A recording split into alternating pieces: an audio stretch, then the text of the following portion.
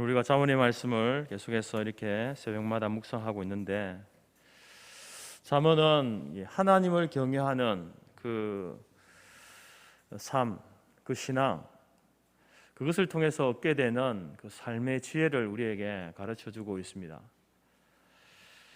그래서 경건하고 의로운 사람은, 다시 말해서 하나님을 경외하는 사람은 지혜로운 삶을 살게 되어 있습니다. 그렇지 않고 미련하고 어리석은 사람은 정말로 그 삶에 누가 보기에도 어렵고 힘든 미련한 삶을 살게 되어 있습니다. 잠언의 교훈들을 보게 되면은 그것이 어떤 절대적인 진리나 혹은 하나님의 틀림없는 약속, 이것을 우리에게 가르치기보다는 일반적인 삶의 지침들을 우리에게 많이 소개해 주고 있습니다. 누구든지 비록 성경에 기록되어 있지만 이 삶의 지침들을 따라 살다 보면 그 지혜로운 삶이 주는 긍정적인 열매들을 맺을 수 있는 확률들이 많습니다. 이는 예수님을 믿고 하나님을 믿고 안 믿고의 그런 차원이 아니라 그냥 일반적으로 하나님께서 우리 인생들에게 주시는 그런 어떤 삶의 지침들이기 때문에 그렇습니다. 또 반대로 이 지침을 따라 살지 않으면, 즉 미련한 자의 삶을 살게 되면은 그대로 그 부정적인 삶의 가시로 인하여서 괴로움을 당하고 어려움을 당하게 되어 있습니다. 여러분, 하나님의 은혜는, 우리에게 주신 은혜는 두 가지 은혜가 있습니다. 하나는 특별하신 은혜, 특별 은혜라고 하죠. 이 은혜는 아무에게나 주는 것이 아닙니다. 아무나 누릴 수 있는 것이 아닙니다. 하나님이 택하시고 예정하시고 택하신 자들만 누릴 수 있는 은혜가 특별 은혜입니다. 그리고 또 하나는 이제 일반 은혜인데요, 이 은혜는 모든 사람들이 누릴 수 있는 은혜입니다. 오늘 잠언의 말씀에는 바로 이런 일반 은혜를 강조하는 말씀들이 많이 있는 겁니다. 그래서 여러분, 우리가 이 잠언의 말씀들을 보게 되면 이 성경에 기록되어진 말씀이지만 성경이 아닌 다른 곳에서도 여러분들이 아마 들어본 내용들이 많을 겁니다. 일반적으로 사람이 살아가면서 그 삶을 지혜롭게 또 성공적으로 꾸려가기 위해서 살아야 할 삶의 모습들, 그것들을 잠언이 이야기하고 있고, 이 말씀들 가운데는 또 심지어 다른 종교에서도 이런 이야기들을 하는 경우들이 허다한 것이죠.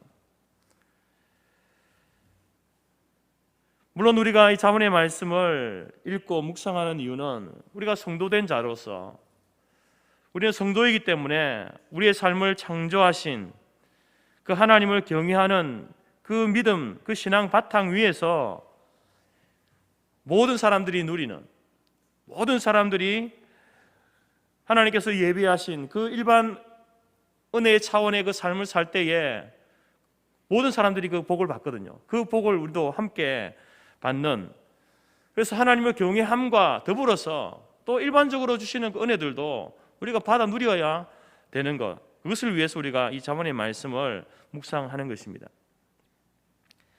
여러분, 햇빛과 공기는 모든 사람들에게 주신 하나님의 일반 은혜에 속하는 것입니다. 그렇지만 우리가 그 햇빛과 공기를 누릴 때에 우리들은 단순히 일반 은혜의 차원이 아니라, 불신자의 마음으로가 아니라 하나님을 경외하는 자로서, 성도로서 이 햇빛과 이것을 하나님께서 주셨다라는 그 신앙 고백 가운데 더 풍성하게 감사하고 누릴 수 있어야 되는 겁니다. 정직한 사람에게 약속하신 복이 있는데, 그것도 우리가 세상을 정직하게 살다 보면은 그 정직하게 사는 것에 대한 열매를 분명히 얻게 됩니다. 그렇지만 우리는 성도로서 하나님께서 잠언의 말씀에서 명령하신 이 정직이라고 하는 그 삶을 살 때에 하나님께서 명령하셨기 때문에, 그리고 그 정직한 삶을 살 때에 하나님께서 약속하신 그 복을 주신다라는 믿음과 확신을 가지고 살아가는 그 삶의 모습들이 필요한 것입니다.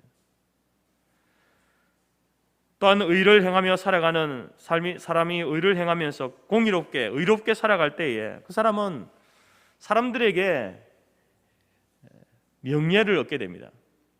사람을 얻게 됩니다. 그런 사람 주위로 사람이 몰리게 되죠. 칭찬을 받게 되어 있습니다.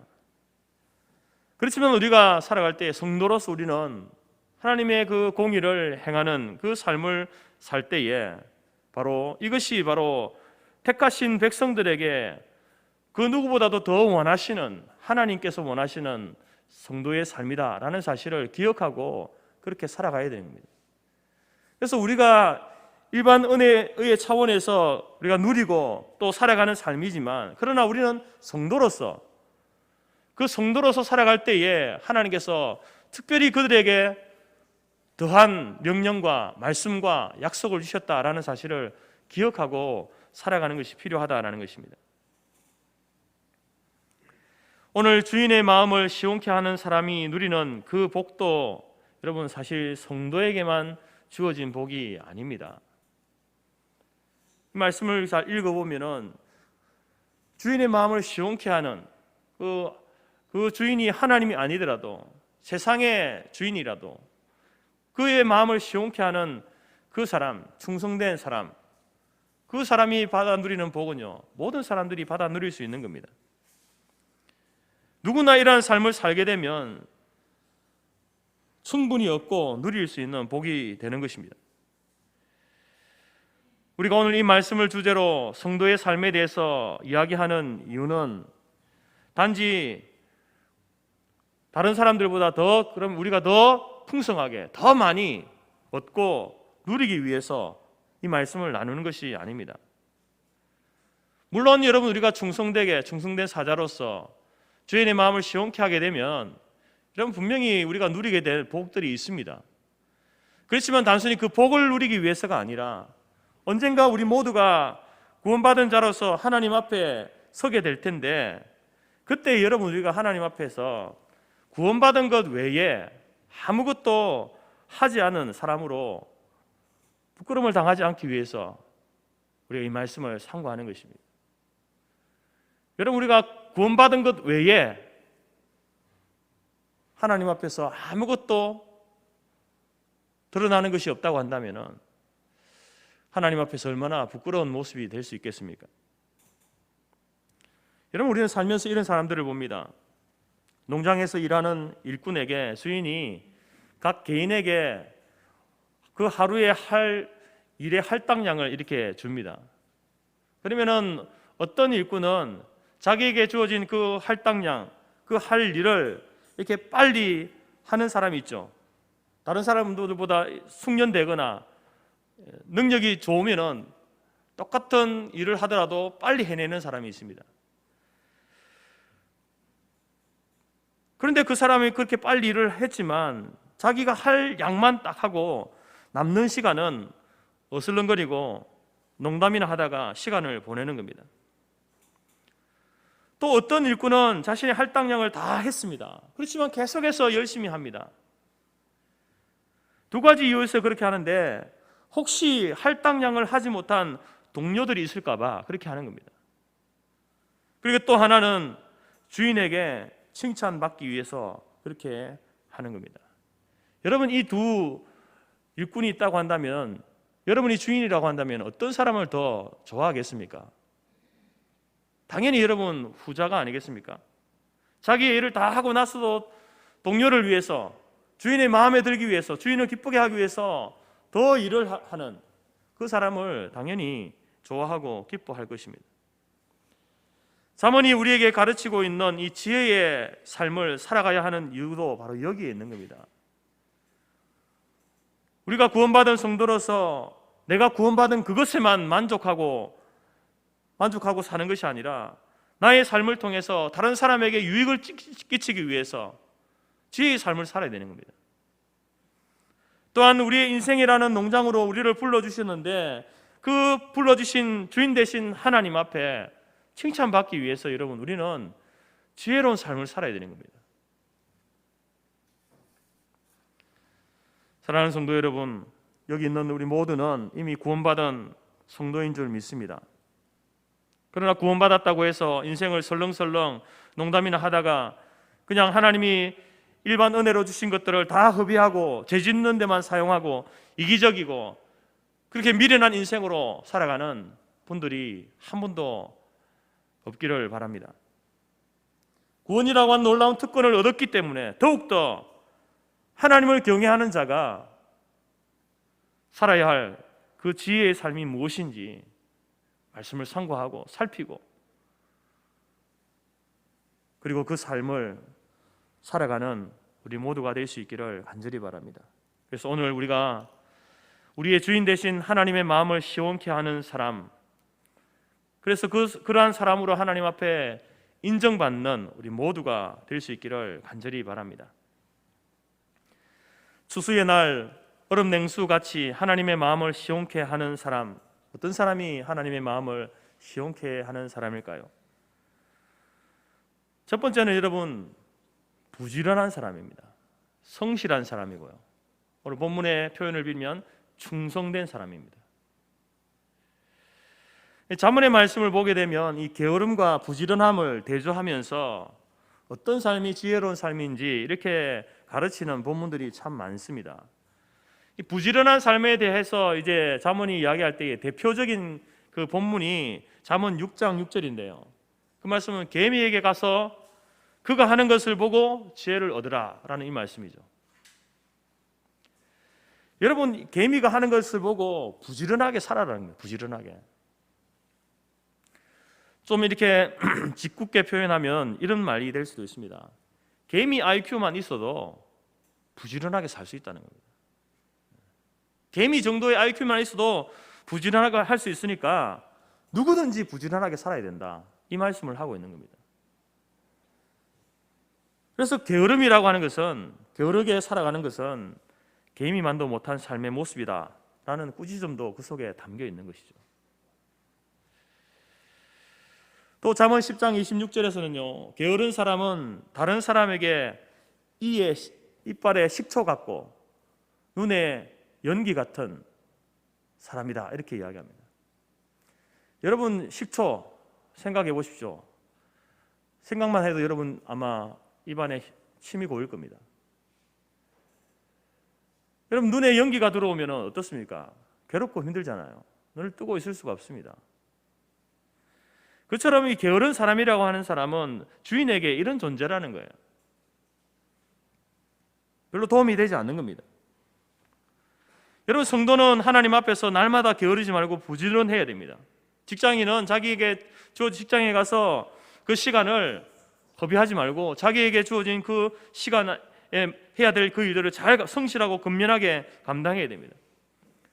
주부는 또 집안에서 가족들을 위하여서 식사를 준비하고 위생을 위하여서 청소하고 빨래하고 자녀를 출산하고 양육하고 하는 이러한 일들에 성실하고 근면해야 됩니다. 자녀들은 공부할 때에 열심히 공부해야 되죠. 건강을 위해서 운동도 하면서 그렇게 살아가야 되는 겁니다. 성도로서는 성경을 읽고 기도하고 주일 성수하고 전도하고 봉사하고 이러한 일들에 부지런해야 되는 겁니다. 그래서 여러분, 로마서 말씀에서도 부지런하여 게으르지 말고 열심을 품고 주를 섬기라. 주를 섬기는 데 있어서도 여러분, 부지런하고 게으르지 말고 열심을 품으라고 세 번이나 강조해서 이 성도의 삶이 어떠해야 됨에 대해서 이렇게 바울은 이야기하고 있는 겁니다. 잠언 15장 19절에서는 게으른 자의 길은 가시 울타리 같다. 게으른 자의 길은 가시 울타리 같다. 그러나 정직한 자의 길은 대로다라고 이렇게 말합니다. 18장 9절에서는 자기 일을 게을리 하는 자는 패가하는 자의 형제니라. 계속 게으르게 살게 되면은 그 사람에게 올 일은 망하는 일밖에 없다는 겁니다. 망할 일밖에 없다라는 것을 말씀하고 있는 것입니다. 여러분이 자문의 말씀을 계속 읽다 보면 점점 더 이 게으름에 대해서 더 가관인 모습을 우리에게 이야기하는데요. 19장 24절에 보게 되면 게으른 사람은 자기 손을 그릇에 넣고도 그 손을 입으로 올리는 것을 괴로워한답니다. 그릇에 손을 넣어서 이제 이 먹을 것을 집어서 먹어야 되는데 손을 넣고도 그것을 만지면서도 입으로 가져가지 못하는 거예요. 귀찮아서 그렇게 못하는, 귀찮아서. 근데 이런 사람은 입에 넣어줘도 씹기가 귀찮아서 안 씹습니다. 심지어 어떤 이야기를 합니까? 그냥 안 먹어도 배부르면 좋겠다 이렇게 하는 거예요. 여러분도 그런 적이 있잖아요. 정말로 힘들어서 그렇게 하시는 분도 있고요. 귀찮아서 그렇게 이야기하시는 분도 있어요. 안 먹고 배부른 거 있으면 없나? 안 먹고 어떻게 배부릅니까? 안 먹고. 그리고 여러분 이 게으른 사람들은 핑계를 얼마나 대는지 모릅니다. 22장 13절에 보게 되면 게으른 자는 밖에 사자가 있다고 밖에 나가면 거리에서 찢기겠다 이런 말을 한답니다. 여러분 게으른 사람들은 왜 그렇게 삽니까? 왜 그렇게 사냐고 이렇게 물으면은 여러분 다 이유가 있습니다. 그 사람들도 다 핑계가 있어요. 다 이유가 있더라고요.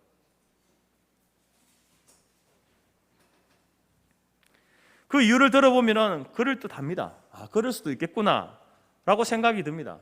그런데 문제는 뭐냐면 늘 그렇다는 거예요. 매번 그렇다는 겁니다. 매일매일의 삶이 그렇다는 겁니다. 다 이유가 있고 핑계가 있더라는 겁니다. 왜 이유를 대고 핑계를 댑니까? 자기가 책임 안 지려고요. 자기 책임이 아니라는 겁니다. 내가 이 게으르게 사는 것은 내 책임이 아니다. 밖에 사자가 있으니까 내가 못 나가는 것 아니냐. 그 사자에게 책임을 돌리겠다는 거죠. 26장 14절에는 이렇게 말합니다. 문짝이 돌저기를 따라 도는 것 같이 게으른 자는 침상에서 돈다. 여러분 문을 열면 이렇게 문이 왔다 갔다 열렸다가 닫혔다가 요것만 하지 않습니까? 그처럼 여러분 게으른 사람은 어떻게 한다는 겁니까? 침상에서만 도는 거죠. 여러분 이 게으른 사람이 몇 가지 자기의 꼭 필요한 일만 열심히 합니다. 그러면서 착각하는 거예요. 아, 나 참 부지런하구나. 일어나서 씻고 밥 먹는 거예요. 그리고 다시 피곤하니까 침대에서 누워 자다가 일어나서 다시 점심 먹고 게임하고 친구 만나러 갔다가 자기의 필요한 일을 다 하고 그래 돌아와서 또 밥 먹고 자고 그렇게 하면서 자기는 생각하기를 아, 난 참 부지런해 이렇게 생각하는 거예요. 근데 그 자기의 삶을 들여다보면은 자기 자신을 위해서 사는 것밖에 없어요. 자기 자신을 위해서. 여러분 이런 사람이 자기 자신을 부지런하다라고 하지만 성경은 이런 사람 게으르다고 하는 거예요. 게으른 자는 침상에서 돈다. 이 말씀이 그 말씀이에요. 너를 위해서만 살아가는 그것은 부지런한 게 아니야. 게으른 거다라는 거죠. 지혜로운 게 아니고 미련한 삶이다라고 이렇게 잠언은 우리에게 가르칩니다. 예수님께서는 이런 사람들을 마태복음 25장에서 악하고 게으른 종이라고 이야기합니다. 게으름과 함께 예수님께서는 악하다 이렇게 이야기하죠. 게으름이 악하다라는 겁니다. 여러분 게으름 자체가 악한 것이 아니라 여러분 이 게으름이라고 하는 것도 여러분 사람에 따라 다 다르지 않습니까? 부지런함도 여러분 부지런한 사람 또 이렇게 사람마다 다 정도가 차이가 있고 게으름도 차이가 있습니다. 그래서 우리가 뭐 부지런한 것 이것은 다 좋은 것이고 게으름은 다 나쁜 것이 이렇게 말할 수는 없습니다. 절대적인 것이 아니거든요. 그런데 여러분 여기서 악하고 게으른 종이다라고 하는 말씀은 무슨 말씀이겠습니까? 여러분 하나님께서 우리를 구원하시고 하나님의 백성으로 삼으시고 예수님의 참 제자로 우리를 불러주시고 세워주신 것은 우리가 구원받고 이제 예수님을 닮아서 더욱더 거룩해져 가는 것 그것을 위해서 우리를 불러주신 겁니다. 구원시켜 주신 거예요. 그게 우리에게 하나님 원하시는 삶의 모습입니다. 그런데 이 게으름이라고 하는 것이 예수님을 닮아가는 삶에 있어서 방해가 되면은 죄가 되는 거예요. 악하다는 겁니다. 우리의 성화를 방해하는 게으름은 악한 것입니다. 죄가 되는 것입니다. 그래서 그 게으른 종을 향해서 악하다라고 이렇게 이야기하는 겁니다. 악하다. 그리고 그 게으른 자는 부지런한 사람, 성실한 사람, 충성된 사람이 얻게 될 복을 누리지 못하게 되는 거예요. 여러분 부지런하게 살면은 일반적으로 잘 살게 되어 있습니다. 부유하게 살게 되어 있고요. 사람들에게 인정받으면서 살게 되는 것이 바로 세상의 이치 아닙니까? 근데 그 부지런함으로 살아가는 사람이 누리는 그 복들은 하나님께서 이 세상 곳곳에 이렇게 우리의 삶의 터전마다 이렇게 숨겨두신 보물과 같은 것입니다. 우리가 열심히 하다 보면은 그 보물을 발견하는 거예요. 얻게 되는 겁니다. 하나님이 다 숨겨 놓으신 거예요. 그것을 우리가 지금 누리고 있는 겁니다. 근데 게으른 사람은 그걸 찾아내지 못하는 거예요. 하나님이 다 숨겨 놓았는데 너 이렇게 조금만 열심히 하면은 그 내가 숨겨 놓은 복을 네가 누릴 수 있어. 그거 찾아 먹어. 그거 찾아서 누려. 그런데 이 게으른 사람은 그거 찾지 못하는 거예요. 여러분 그러면 하나님께서 그 인생을 보시면서 얼마나 답답하시겠습니까? 야, 내가 조금만 더 하면 되는데 왜 그거 못해?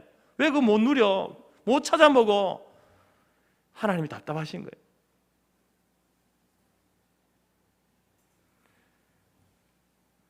여러분이 게으른 사람의 특징을 보게 되면 또 한탕주의를 바라는 게 있습니다. 노력하지 않고 요행을 바라는 거예요. 노력하지 않고. 그래서 이런 사람들은 하나님이 은혜를 주셔도 한 번에 큰 은혜 팍 주시는 거, 이런 거 좋아합니다. 기도해도요, 한 번에 막 큰 응답 받는 이런 거 좋아하고요. 부자가 되어도 벼락부자가 갑자기 벼락부자 되는 이런 걸 좋아하는 거예요. 이런 사람들이 그 마음의 생각이 그렇다는 겁니다. 여러분, 하나님의 은혜를 받은 사람, 복을 받은 사람, 부자가 된 사람이요, 갑자기 그렇게 된 게 아닙니다. 그 사람의 삶의 면면들을 들여다보면 정말 그 하나님의 은혜를 받고 누리기 위해서, 부자가 되기 위해서, 사람들에게 인정을 받기 위해서 얼마나 많은 수고와 노력을 했는지, 얼마나 고통의 눈물을 흘렸는지. 여러분, 모든 사람들이 다 그렇습니다. 갑자기 얻어진 것이 없는 겁니다. 그만큼 열심히 하고 부지런하고 성실하게 충성되게 했기 때문에 그런 은혜와 복을 누리고 살고 있는 것입니다. 그렇지만 게으른 사람은 결과만 보는 거야. 저 사람이 갑자기 부자가 됐네, 갑자기 복을 받았네, 갑자기 은혜를 받았네. 갑자기가 아닌 겁니다. 우리는 미켈란젤로 천재 조각가로 알고 있지 않습니까?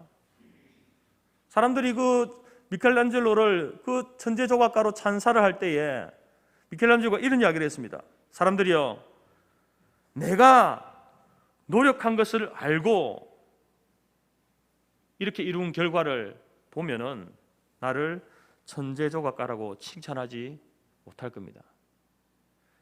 여러분, 미켈란젤로가 우리가 알고 있는 많은 조각 작품들이 있고 그림들이 있는데 그 사람이 그 결과물만 보고 우리가 이 사람 정말 천재구나 이렇게 말하지만 그 하나의 작품을 만들기 위해서 무수한 노력을 했다는 겁니다. 무수한 시행착오가 노력을 끝에 만들어낸 것이 그 작품이지 그냥 순간 뚝딱해서 만들어낸 것이 아니라는 겁니다. 여러분, 천재적인 재능은 하루아침에 만들어지는 것이 아닙니다. 오랜 시간의 부지런함과 성실함의 결과이지 결코 하루아침에 되어진 것이 아닙니다.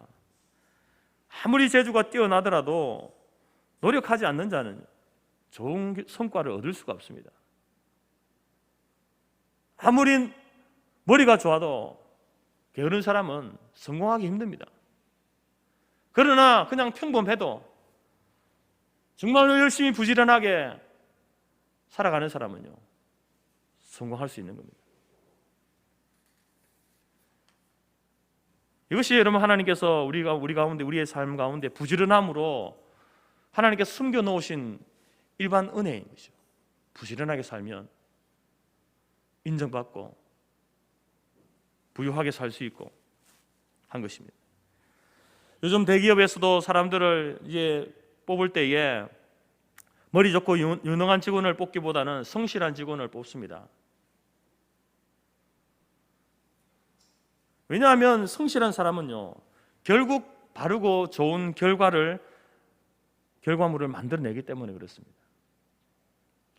그러나 머리 좋고 유능한데 성실하지 않으면요, 이 사람은 꼭 잘못을 하게 됩니다. 자기를 위해서 일하게 되고요, 부정한 방법으로 쉽게 뭔가를 만들어내고 얻으려고 하는 이런 데 머리를 쓰기 때문에 오히려 그 회사에 좋지 않은 영향을 끼칠 수밖에 없다는 것이죠. 여러분, 우리가 하나님이 쓰시는 사람들도 보면 하나같이 여러분 성실한 사람들입니다. 하나님께서 사람들을 세우시고 그들을 구원의 역사에, 하나님의 역사에 이렇게 사용해 가실 때에 게으른 사람이 없었습니다. 모두가 부지런하고 성실한 사람, 특별히 충성된 사람들을 하나님이 세우셔서 그 일들을 감당하게 하셨다라는 겁니다.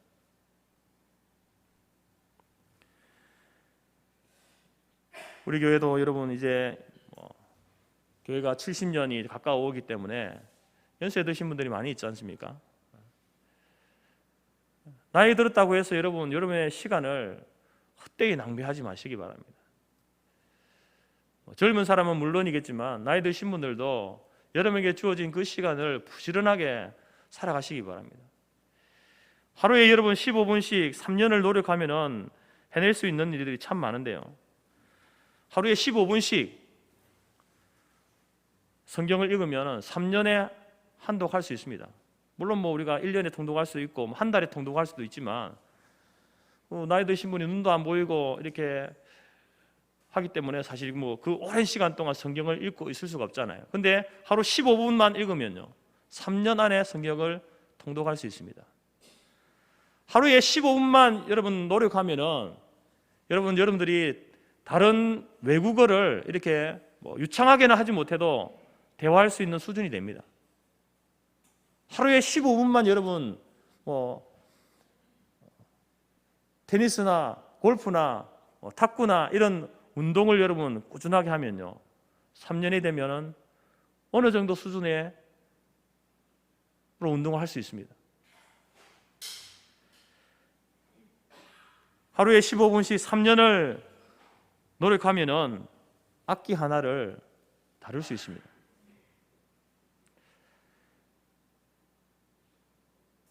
여러분, 앞으로 더 몇 년 사실 것 같습니까? 제가 볼 때는 3년 이상은 충분히 다 사실 것 같으니까 하루에 15분씩 뭔가 하나를 해보십시오. 그리고 3년 후는요 다른 사람들보다 더 뛰어난 하나의 능력을 갖게 되는 거예요. 여러분, 이렇듯이 우리가 하나님 앞에서 이렇게 우리가 열심히 부지런하게 살게 되면 하나님께서는 그 부지런함의 열매를 반드시 주신다라는 겁니다. 그러나 아무것도 하지 않고 내가 이제 이 나이에 뭘 하겠어 하고 주저앉아 있으면 그 사람은 아무것도 할 수 없습니다. 정말. 1992년에 미국의 중부 네브라스카 주에 벤 넬슨이라는 그 변호사가 있었는데요, 이 사람이 주지사로 선출됐습니다. 그런데 원래 이 사람은 변호사로서 그 이름도 잘 알려지지 않은 사람이었습니다. 그런데 주지사 선거에 나가게 된 거예요. 선거가 시작되기 전에 이제 한 여론조사 기관에다가 이렇게 요청을 했습니다. 자신의 지지도를 좀 알아봐 달라 조사를 했는데요,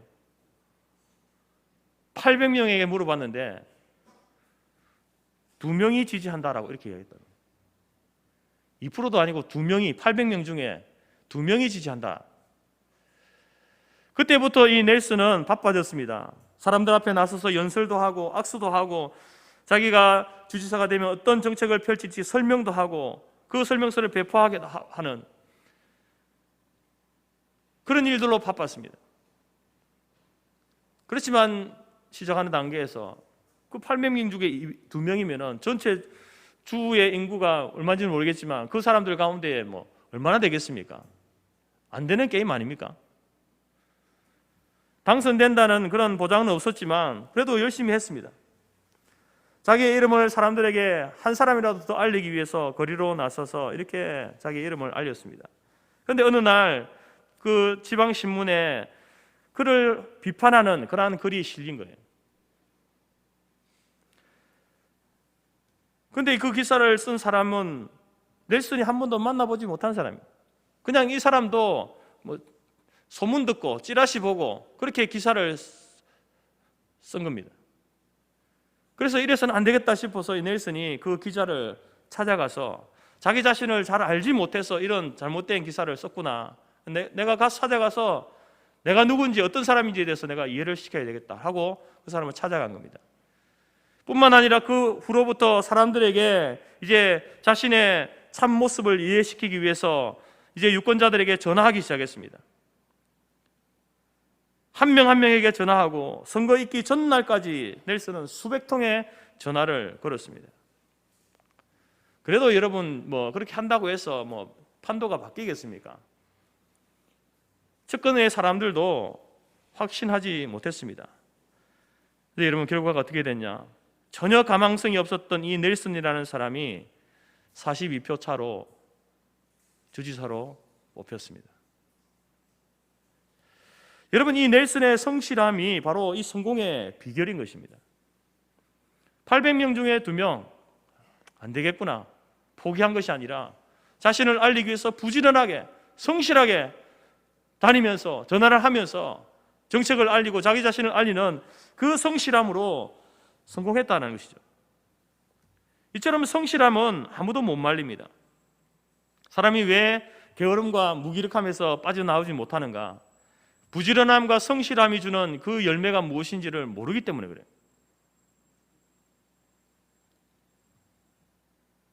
여러분, 우리가 어떤 일을 하더라도 한탕주의적 그런 사고가 아니라 부지런하게 끈기 있게 꾸준히 계속 노력하는 그러한 성도가 되어야 됩니다.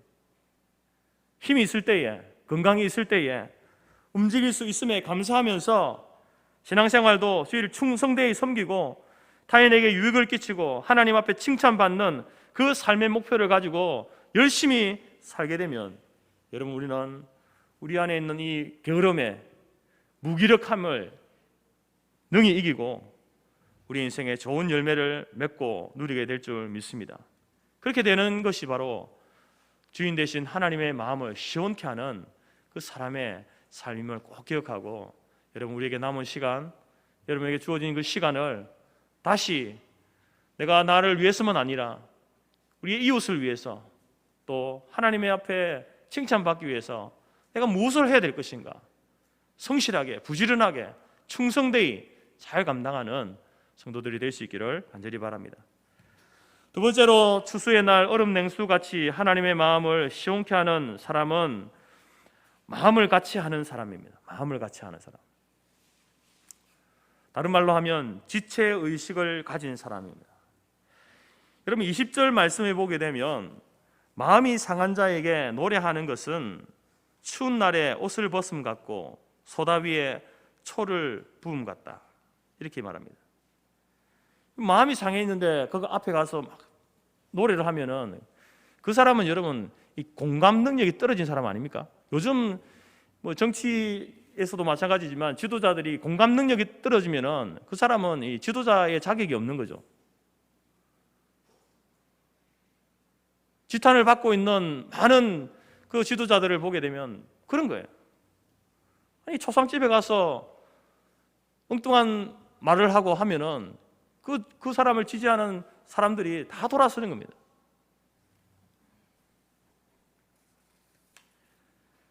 여러분, 소다 위에 초를 붓는다라는 것은 맞지 않는 두 이 물질을 섞는 거죠.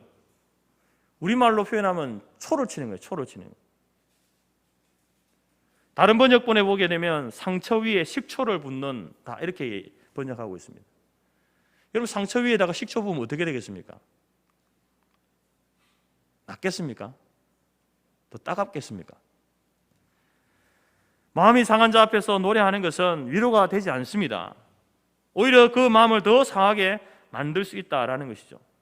마음이 상한 자에게는 어떻게 해야 되겠습니까? 노래하는 것이 아니라 그 사람 위로해야 되죠. 그 사람을 위해서 기도해야 되는 거예요.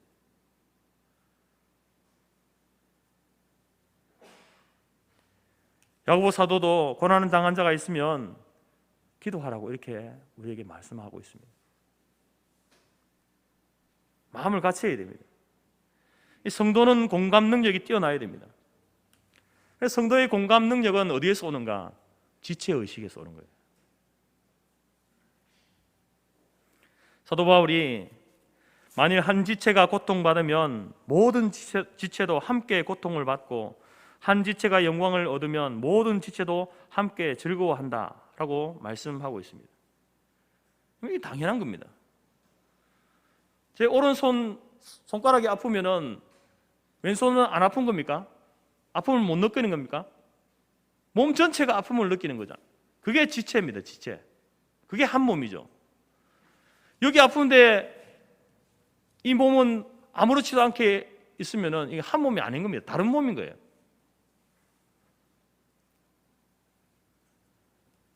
그래서 이 한 몸의 한 몸됨을 지체 의식을 이야기하면서 즐거워하는 자들과 함께 즐거워하고 우는 자들과 함께 울라라고 이렇게 말하고 있는 겁니다.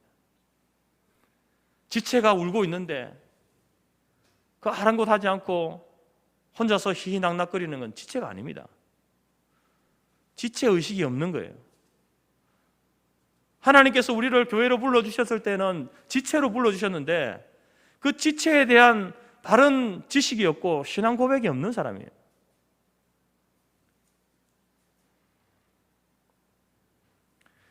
여러분, 성도는 그리스도의 몸입니다. 예수님은 그 몸의 머리가 되시죠. 머리가 되시고 성도는, 교회는 몸인데 성도 한 사람 한 사람은 그 몸의 지체가 되는 겁니다. 그래서 한 몸을 이루는 거예요. 그래서 우리가 예수님과 교회가 한 몸이 되는 겁니다. 그래서 성도와 성도가 한 몸을 이루는 것입니다.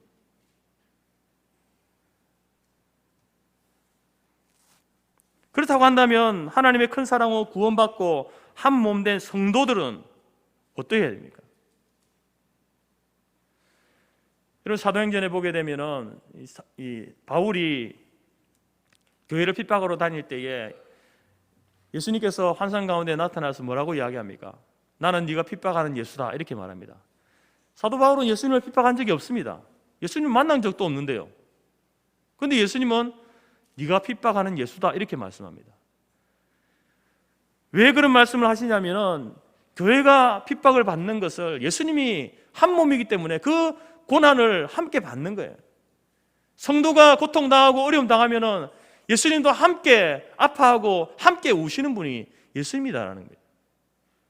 그처럼 성도와 성도 또 한 지체를 이루고 있는데, 한 몸을 이루고 있는데, 한 지체가 고통하고 있으면은 다른 지체도 함께 우는 것이 지체된 그 한 몸 된 성도의 바른 반응이다라는 것이죠.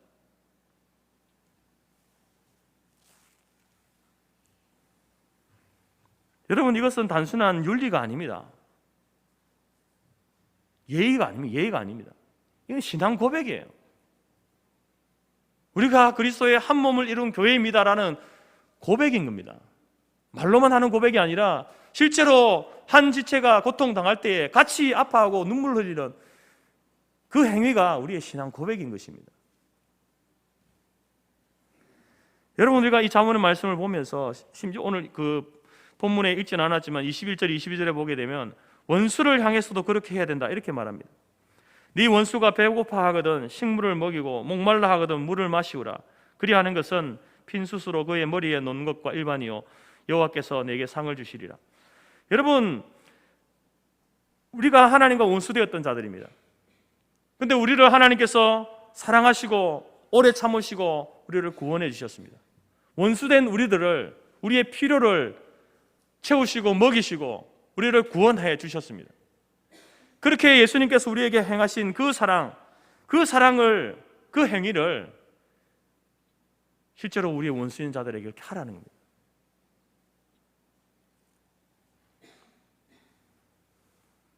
예수님께서도 마태복음 5장에서 내가 너희에게 이르노니 너희 원수를 사랑하며 너희를 저주하는 자를 축복하며 너희를 미워하는 자에게 선을 베풀며 너희를 모욕하고 너희를 핍박하는 자를 위해서 기도하라. 여러분, 원수를 사랑하고 축복하는 것이 쉬운 일입니까? 성경에 이렇게 기록되어 있지만 여러분, 결코 쉬운 일이 아닙니다. 원수 아니라도 내가 조금만 미운 감정이 있어도 여러분 그 사람을 위해서 기도하고 축복하는 것이 쉬운 일이 아닙니다. 어렵습니다. 나를 미워하는 자에게 선을 베풀고 나를 핍박하는 자를 위해서 기도하는 것은 힘든 일입니다. 그렇지만 여러분, 예수님께서 이렇게 하라고 우리에게 명령하고 있잖아요. 우리는 이 말씀 앞에서 하나님 왜 굳이 그렇게 해야 됩니까? 왜 이렇게 해야 됩니까? 무슨 유익이 있습니까? 저에게 무슨 유익이 있습니까? 이것은 시간 낭비이고 에너지 낭비이고 감정 낭비입니다 라고 우리는 말할 수 있습니다. 하지만 여러분, 그렇지 않습니다. 그 이유를 이렇게 설명하죠. 핀 숯을 머리 위에 놓는 것이다. 하나님께서 상을 주신다. 여러분, 핀 숯을 머리에 놓는다는 말이 무슨 말이겠습니까? 숯, 활활 타오르는 그 숯은 쇠를 달굴 수도 있습니다. 그처럼 원수를 향한 그 사랑, 선행은 원수의 마음을 감동시켜서 회개케 하고 변화시킬 수 있다는 겁니다. 그 가능성을 이야기하고 있는 것입니다. 원수가 생각합니다. 자기는 그 사람에게 악을 행했는데, 근데 저 사람이 나한테 똑같이 악을 행하는 것이 아니라 선을 행하는 것을 보고 이 사람이 감동을 받는 거예요. 그리고 변화되는 겁니다. 이 가능성을 위해서 하는 거예요.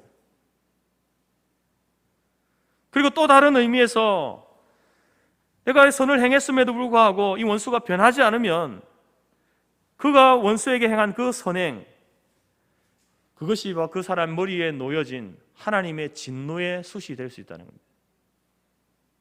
하나님이 진노를 그 사람에게 내리시는데 그 근거가 될 수 있다는 겁니다.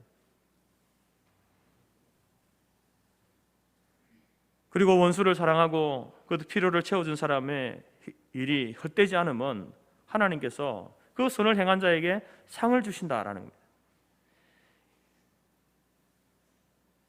여러분, 우리가 원수를 향해서 선행을 베풀어야 하는 것, 그것은 성도로서 마땅한 책무다라는 것을 말하고 있습니다. 그렇다고 한다면 여러분, 원수를 향해서 이렇게 해야 된다고 한다면 한 형제된 교회와 지체와 성도들에게는 어떻게 해야 되겠습니까? 원수를 사랑하고 원수의 필요가 있으면 그것을 채워주고 그렇게 해야 되는 것이 성도의 책무라고 한다면, 같은 한 교회 안에서 한 지체되고 교회되고 지체된 믿음의 성도들, 믿음의 가족들, 교회에게는 어떻게 해야 하는 것이 맞겠습니까? 원수보다 더 지체의식을 가지고 배고파하면 먹을 것을 주고 목말라 하면 마실 물을 주는 것, 그렇게 해야 되지 않겠습니까? 그래서 잠언 말씀에서는 이 구제를 강조하고 있는 것이죠. 흩어 구제하여도 더욱 부하게 되는 일이 있나니 과도히 아껴도 가난하게 될 뿐이라. 구제를 좋아하는 자는 풍족하여질 것이요 남을 윤택하게 하는 자는 윤택하여지리라. 여러분, 이 말씀을 보게 되면 상식과 배치되는 내용입니다. 자기에게 있는 재물을 사람들에게 흩어주면은 그게 남아 있습니까? 마이너스가 되잖아요. 쓰지 않고 아껴두면은 그것이 남게 되는 거죠. 그게 상식입니다. 그런데 뭐라고 말씀합니까? 흩어 구제하여도 부하게 된다. 반대로 과도히 아끼면 가난하게 된다. 여러분, 하나님께서 하시는 일을 보게 되면 이처럼 우리의 상식을 뛰어넘는 경우들이 허다합니다. 오병이어의 경우가 여기에 해당하는 겁니다. 예수님께서 오병이어로 5,000명, 2만 명을 이상을 먹이시고, 그리고 나서도 여러분 남은 부스러기가 12강줄이라고. 오병이어면은 여러분 아이 한 끼 식사밖에 안 되는 양인데, 근데 먹고 남은 게 12강줄이라는 게 말이 됩니까? 상식을 벗어나는 거죠. 하나님께서 하시는 일은 이렇다는 겁니다. 그래서 잠언 19장 17절에서 가난한 자를 불쌍히 여기는 것은 여호와께 구워주는 것이다. 하나님께서 그 선행을 갚아주신다라고 말씀합니다.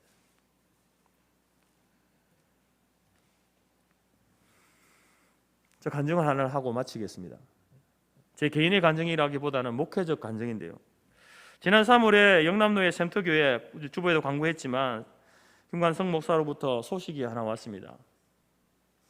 교회를 건축하는데 도움을 달라는 겁니다. 그날 저는 그 서신을 받고 사실 조금의 망설임도 없었습니다. 왜냐하면은 이제 코로나 때문에 교회도 지금 재정적으로 어렵고 성도들도 사실상 지금 힘든 시기 아니겠습니까? 그래서 이번에는 힘들겠다, 그렇게 결론을 내리고 개인적으로 그냥 그 교회가 건물을 잘 지을 수 있도록 기도만 하고 있었습니다. 그렇게 시간이 흘러서 5월이 되었는데 새벽마다 묵상하는 말씀이 잠언 말씀인 거예요.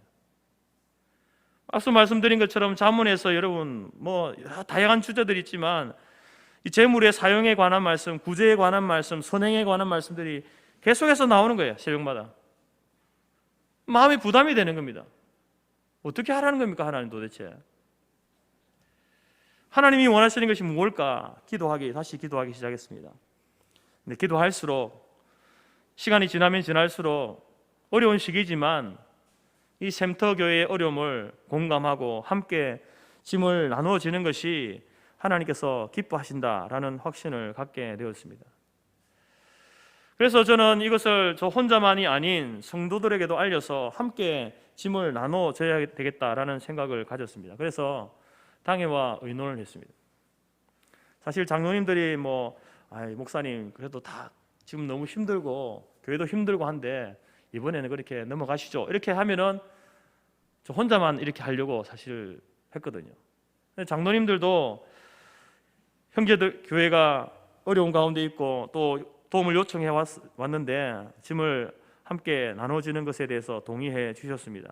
그래서 오늘 주보에 이제 이 샘터교회 당 건축의 소식과 특별헌금 요청하는 광고를 싣게 된 겁니다. 여러분, 지난 한 달 반 동안 여러분들이 잠언의 말씀을 묵상하면서 그 말씀을 통해서 하나님께서 여러분들에게 어떤 말씀을 주셨는지 한번 생각해 보시기 바랍니다. 그 말씀 가운데 여러분의 마음에 기쁨이 되었거나 혹시 부담이 되었던 말씀들이 있었습니까? 그 말씀 앞에 여러분들은 어떻게 반응했습니까? 그냥 읽고 마쳤습니까? 새벽에 설교 듣고 그냥 끝냈습니까? 하나님께서 내게 그 주신 말씀 가운데에 막 읽을 때 어떤 열정이 생기거나 아니면 막 부담감이 생기는 그런 말씀들을 여러분 그 단순히 그런 감정들이 생기는 것이 아닙니다. 성령 하나님께서 설교자를 통하여서 또 여러분들이 말씀을 읽을 때에 많은 그 말씀들 가운데서 그 한 절, 한 구절, 한 단어 그 말씀을 통해서 우리에게 말씀하시는 거예요.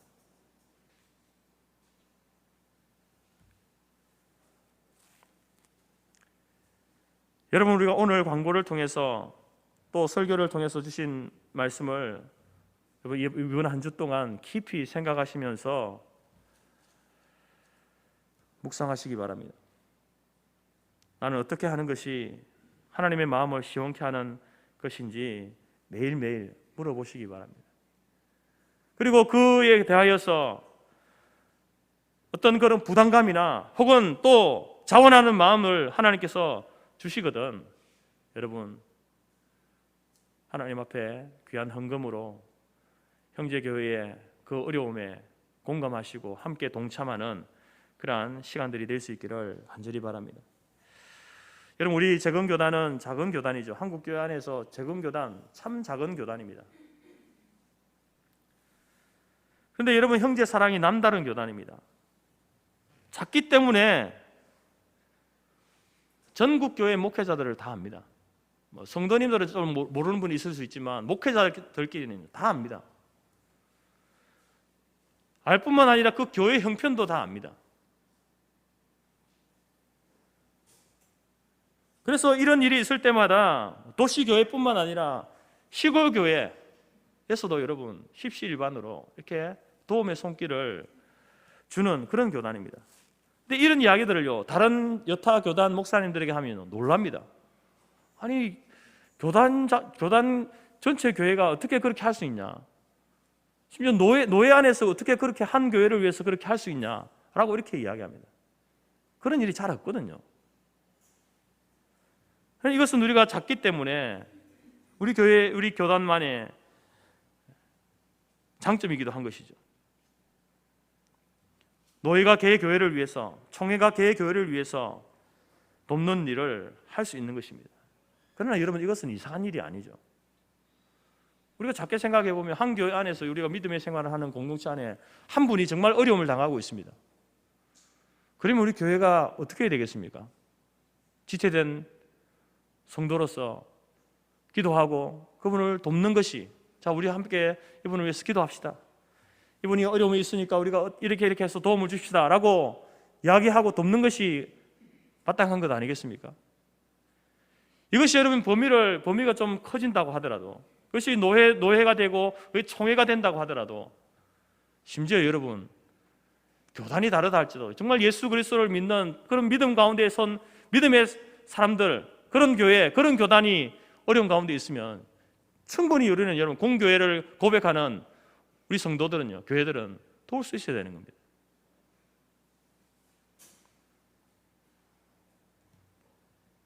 덩치가 작기 때문에 돕고 덩치가 크기 때문에 돕지 않는 것은 올바른 모습이 아닙니다. 덩치가 크든지 작든지 상관없이 우리에게 주어진 형편을 따라서 지체를 돕고 형제교회를 돕고 성도를 돕는 그것이, 여러분, 그게 충성된 모습입니다. 충성된 사자의 모습이다라는 겁니다. 사랑하는 성도 여러분, 하나님의 마음을 시원케 하는 사람은 특별한 사람이 아닙니다. 특별한 능력을 가지고 있는 사람이 아닙니다. 오늘 우리에게 주신 삶의 시간을 부지런하게 사용하는 사람, 우리에게 주신 직무를 충성되게 감당하는 사람, 그 사람이 여러분 하나님의 마음을 시원케 하는 사람입니다. 또한 지체의 아픔과 힘듦을 공감하고 함께 돕고 함께 울고 함께 웃는 사람이 바로 주인 되신 하나님의 마음을 시원케 하는 사람인 줄 믿습니다.